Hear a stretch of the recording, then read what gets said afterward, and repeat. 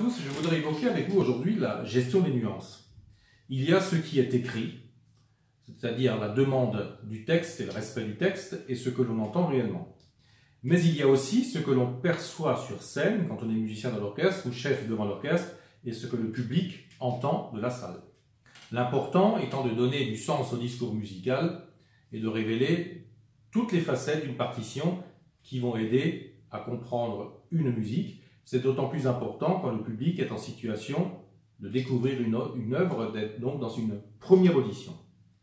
Je voudrais surtout prendre l'exemple de certaines réalités que l'on peut considérer comme étant devenues maladives, tellement elles sont présentes au quotidien dans le travail d'orchestre. Prenons l'exemple de la gestion des crescendo et des décrescendo. Il y a ce que l'on pourrait appeler les mauvais crescendo.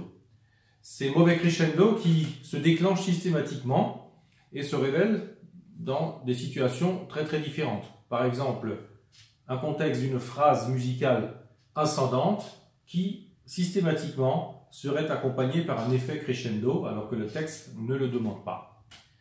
Ou dans une situation de tenue très longue dans une nuance piano-pianissimo, nuance piano-pianissimo qui ne serait pas respectée et maîtrisée jusqu'à leur terme.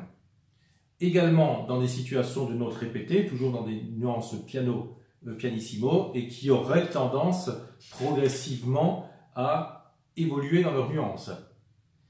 Également dans une situation où une nuance arriverait de manière subite, donc une nuance subito. Par exemple, un fortissimo à la sortie d'un long passage piano-pianissimo, qui ne serait plus donné de manière subite, mais plus ou moins annoncé en amont par un effet de crescendo qui n'a absolument pas lieu d'être.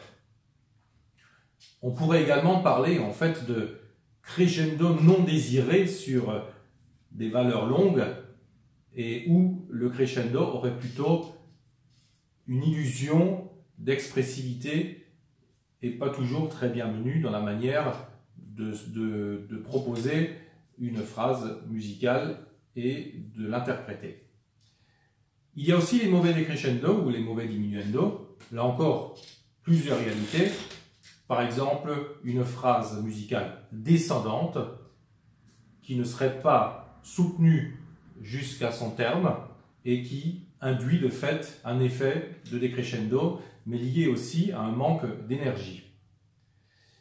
Toujours la situation d'un motif répété, mais cette fois-ci dans la nuance forte fortissimo, et qui ne serait, elle non plus, pas menée jusqu'à son terme, avec ce risque d'essoufflement, en quelque sorte.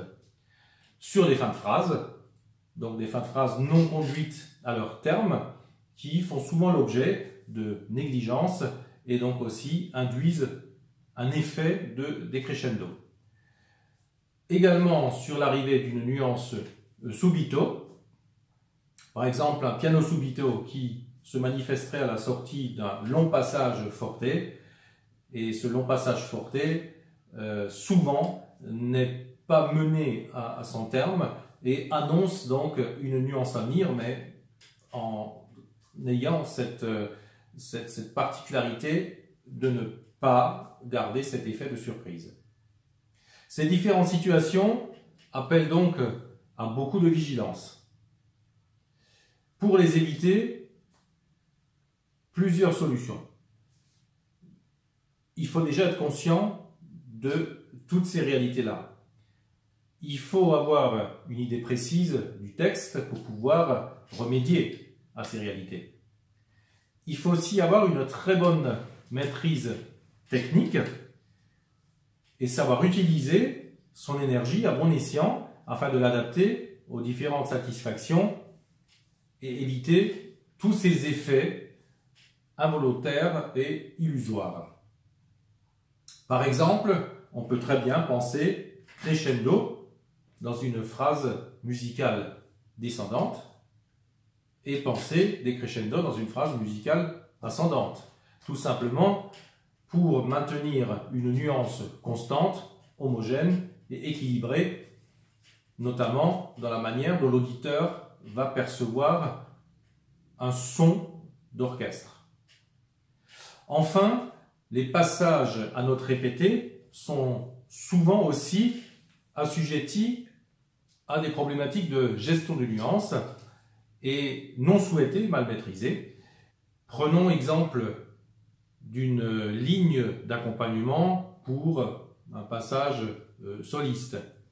Un accompagnement qui souvent demande de l'énergie, une certaine tension, soit induite par les réalités de la partition ou aussi peut-être demandée par le compositeur, mais sans pour autant faire l'objet de nuances non appropriées. Maintenant que vous êtes conscient de tout cela, à vous de jouer.